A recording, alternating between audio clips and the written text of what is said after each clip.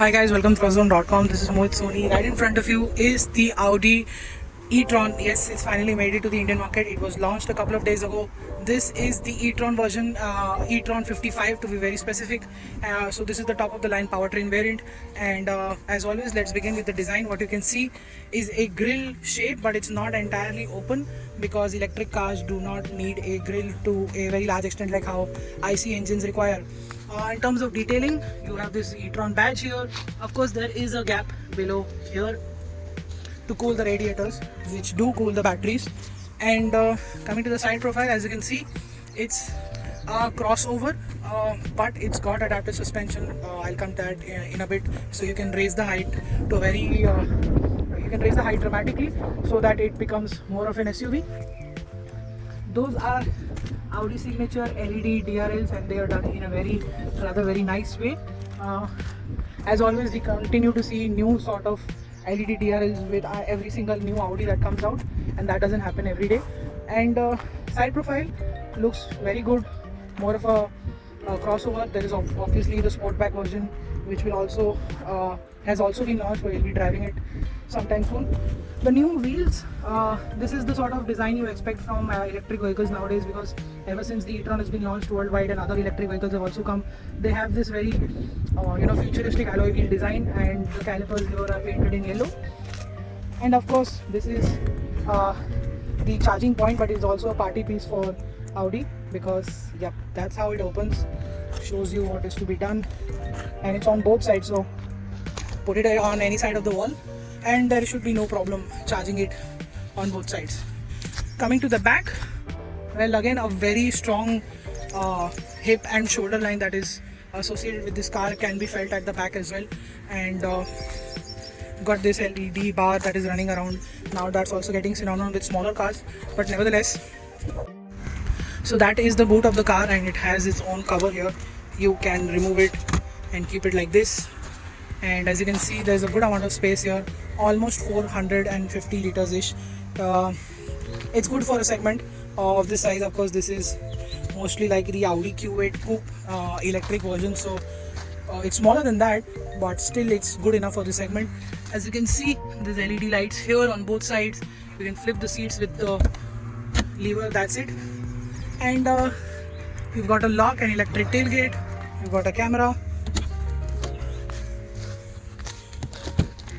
Coming to the back, you've got a interior which chocolate brown seats. As easy as that, you can flip it back. Good knee room, good leg room, and the overall space here is quite impressive. There is absolutely no hump when considered, when you compare it with other cars, and considering that, it makes it quite spacious. And as you can see, I think I can see myself sitting here, but the middle seat is quite raised, so I am, as you can see, lacking a bit of headroom.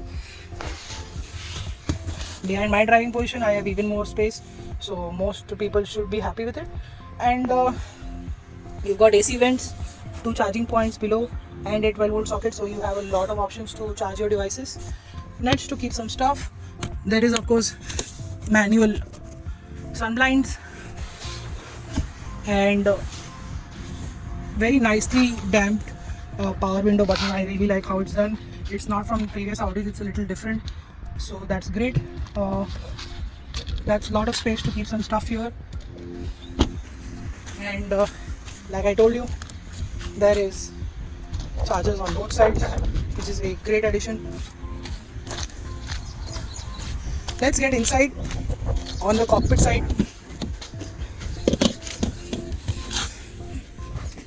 That is a familiar looking virtual cockpit for you and me. And let's start the car. You won't even realize the car has started until unless I put it in D mode, where I can see it is the engine has started. And that's the virtual cockpit. As always, there are multiple ways you can customize it, and then you can go into settings. So to customize the virtual cockpit, you will have to go into display and brightness, and then you also have the heads-up display, if you can see that. Yeah, as you can see, there's a heads-up display here, and the Audi virtual cockpit can be configured thrice. So if you go into this, yes, and then it changes, and then again from this view button you can have two options. Then you can go into the classic version, it will ask you, and then it goes to classic, and then here also it's different. So there are three modes, and within them there are two screens to choose from, so that's a lot of options. Screen here as well as here, and as you can see, you can customize the way this also looks, so it's pretty great. You have the drive select button as always with Audis, but this was very difficult to know in the first few hours for us, and it's always been here in this area, but because these buttons are not highlighted, is something you need to get used to. That is the driver assist. Once you press this, it's also seen with some other Audis, and that is the 360-degree parking camera doing its job really well, and it does help you. It has helped us navigate Mumbai's very busy roads rather easily. And glove box quite big actually. It's got its own light here. The overall, as you can see, it's got wood that matches with the seats and the door pad as well. Obviously all soft touch material, very high quality. And as you can see, the screen is also really great. I like how it feels. It's a touch screen, but the touch is very high, very haptic, so it feels like you are pressing a button, and it's not entirely feathery or something. You can do that with the menus, but to click on something you will have to press it harder, and I think that reassurance is quite amazing for some people to get used to, and it will be easy. A very new way to keep your charging wireless charger here. There's a 12-volt socket here, and that's the volume control. I really love the new shifter. It may look like this whole thing is it, but this is the part where you can, as you can see, go into reverse, neutral, then D, and there is of course the P button here, which puts it into parking, and this is the electronic parking brake. Cup holders, some stuff to keep here, which also has you can put a cable through here and keep your phone here, and I'll keep it charging from this port, these two ports here. Pretty impressive. It slides only this much, and there is only this much slider for here, so this kind of feels open, but it's well defined, so it shouldn't be a problem. That is the steering wheel we've seen in the A6, continues here. I think it looks a little bigger. The one here is bigger. Those are the headlamp controls as always. These are the stocks, and that is the stock for the cruise control. You can operate all the options from here, as you can see, and volume controls and voice along with telephone can be controlled from here. And the AC, well, it works quite well, but if you're driving in efficiency mode, most of the time the AC also goes into economy mode. Then you have to switch off the economy mode, then the AC switches off, and then you have to again turn on the AC. I think I've realized it the hard way, so you don't have to. And of course it has a very big sunroof, which the Indian audience also demands nowadays. It's almost a full-size panoramic sunroof, not entirely, and I'm sitting on very comfortable seats which are powered, and sadly there is no ventilated seats yet. These are the controls for everything: heated mirrors, to adjust the mirrors and to fold the mirrors, and there is ambient lighting as well. In terms of features, you guessed it, it has everything. And the best part, of course, since this is sort of an electric performance car to a large extent, not entirely, you don't have the engine to hear to, so Audi has made sure that you have a fantastic sound system. The Bang & Olufsen 700 watt 16 speaker unit is absolutely surreal. You're going to use it a lot, and you're going to enjoy that a lot as well. Like I told you, really good seats. These seats look taken from the Audi family itself. I think the seats could have been something new, like how everything else is. Height adjustable seat belt, as you can see over there, it's on the driver side as well. Frameless IRVM. Everything is very easy and very smooth to operate. So what I specifically like about the e-tron here is that these are completely noiseless auto lock, unlock buttons, and the entire system that has made it to this car. Well, if you one small click, that is it. No gatung dukum or anything like that. It's just extremely silent. So Audi is making sure that even the locks are silent, just like how the powertrain is.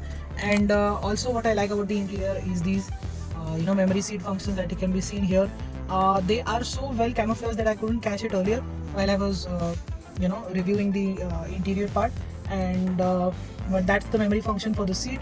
And what is also impressive before I start driving are these paddles. Well, as you can see, they have plus minus, but since there are no gears, like I told you, these are for as you can see here, are for brake regeneration. So if I press the plus button here,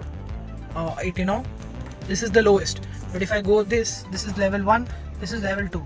Level 2 is what feels like it's braking the vehicle itself very hard, but obviously not in a very violent or in a way that you will be surprised. But if you keep it at level 1 like this, it will feel like it's regenerating, and you need to keep that on at least at level 1 to make sure that while you're coasting, it will charge the battery, or else it won't.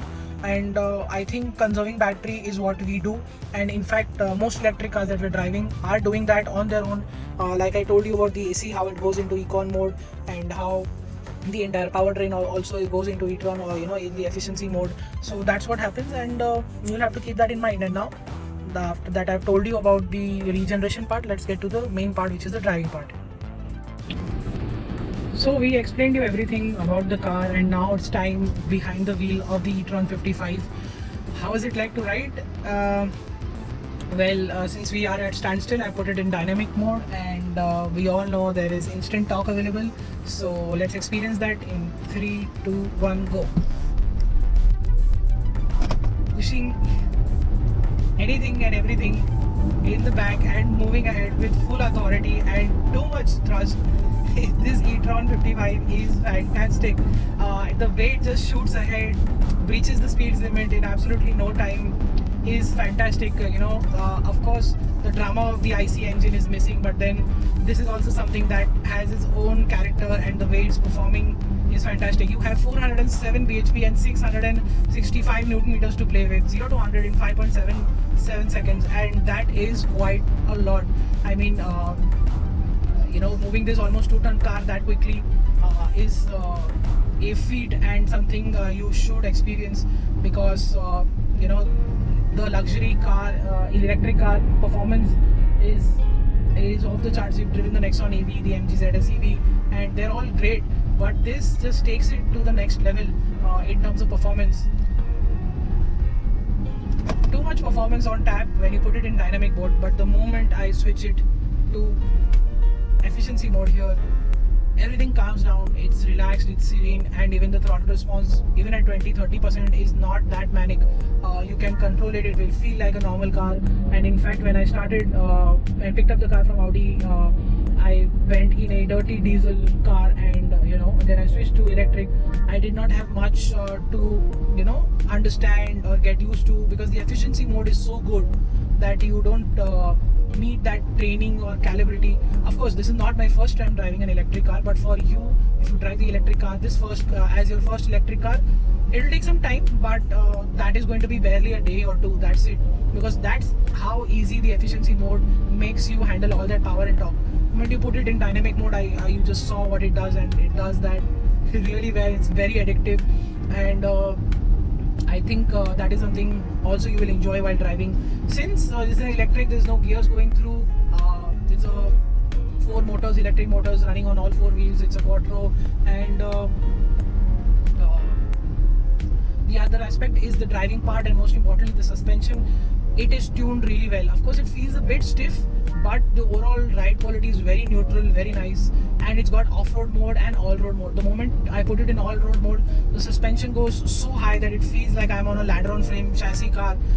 The suspension goes so high that you can go over anything, even in comfort mode, even in efficiency mode. The ground clearance is not a problem whatsoever, because this was a problem with the EQC and it had put down a lot of people. This car does not have that. In fact, in sport mode, in dynamic mode, the handling is spot on. Steering also feels quite good. Of course, it is artificial, but it feels quite good. It gets heavy. It doesn't have that sensational feedback, but it is something that you will not, be disappointed with. At the same time, as always, like any other Audi, whatever the size is, it's very easy to drive. Steering is light when you need it, gets heavy on the highway when you want it, and I think that's a great balance to offer. I told you the ride quality is fantastic. You have a lot of ground clearance on offer. Audi's done a spectacular job in giving us the adaptive suspension, because there is no better time to test a car in Bombay it is now. It's the rainy season. Puddles of water, potholes, broken roads, you name it, chaos on the road. But this feels so calm, so relaxed, and it makes you feel the same as well. So I think if you buy this car, you might live a little longer, because the stress levels are definitely going to be on the lower side. And I think that's the highest praise I've ever given while driving any car. The e-tron deserves it, because it is a very special package. The way it drives and the way it's coming together, everything is coming together, is fantastic. Even I think you may call me that, I say pricing is quite high, but then this 55 version that we're driving here is 1.16 crore. The 50 version comes at 9 lakh, 1 crore, 99.99 lakhs. That is even more value for money. And given what this car has to offer, I think it's one of the biggest contenders in the electric luxury space. The EQC did put off a lot of people with its ground clearance issues. There were certain features that were missing. Of course, it had a very special cabin, and the drive experience was quite similar, but this just feels better. I think if something can top this up, that would be the BMW and the Jaguar, but we're yet to drive. So right now, if you want to buy an electric car, you have to get the Audi, and once you do so, you're not going to regret it, because the charging infrastructure is sorted. You're getting an 11 kilowatt box for your home and your office. There's going to be a 22 kilowatt charger at dealerships, and there is of course going to be 50 and 150 and even 200 kilowatt fast chargers, which can charge the entire battery in 30 minutes. The 11 kilowatt charger, which is going to be at your home, will charge the battery in 8 hours. So if you come back home at 7 p.m, your car is going to be charged by 2 o'clock, and I think that's fantastic. And at dealerships, it's going to take 4.5 hours. So while you're, let's say, choosing some accessories or anything, or you just left the car for for a fast charge and you want to go back somewhere, whatever the reason might be, it's 4.5 hours. So that's fantastic. And 50 kilowatt hours is going to charge it within an hour and a half. So I think that is also great.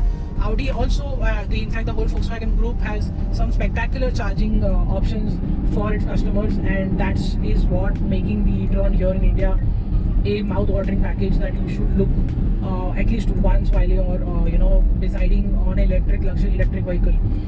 That is it. That is what we have to say right now after spending a day with the e-tron. Wish we could spend more time with this car, and once we do, I think we'll do that again with the Sportback version whenever we get it. We'll tell you more about it. So when that video drops, you'll come to know only if you subscribe to us, like this video, comment if you still want to have some, if you have some questions for us, share this video, and follow some social media, Instagram, Twitter, Facebook, and I'll see you in the next video. Thank you and goodbye.